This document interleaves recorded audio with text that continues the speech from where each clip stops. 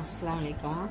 என் கோழி குஞ்சுக்கெல்லாம் எப்படி தீவனம் கொடுக்குறேன்னா, நான் 3 கிலோ மக்காச்சோளம், 1 கிலோ கோதுமை, 1 கிலோ ரேஷன் அரிசி எல்லாத்தையுமே கழுவி காய வச்சு ரவை பதத்துக்கு அரைச்சி வச்சுக்கிடுவேன்.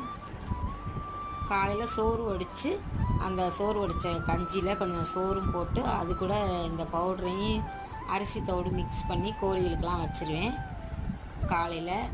அப்புறம் ஒரு மத்தியானமாக வந்து முழுசாக மக்காச்சோளமும் கம்பும் போட்டுருவேன். அல்ஹம்துலில்லாஹ். 10 சென்ட் இடம் இருக்குது, அதுலேயே நல்லா மேய்ச்சல் முறையில் மேய்ஞ்சிக்கிறோம். நான் 10 முட்டை அடை வச்சேன் கோழியில், சிறுவடை கோழியில். ஒரே ஒரு முட்டை மட்டும்தான் கரு போடாமல் இருந்துச்சு, மீதி 9 கோழி குஞ்சு பொரிச்சிருக்கு. ரொம்பவே நல்லா இருக்குது.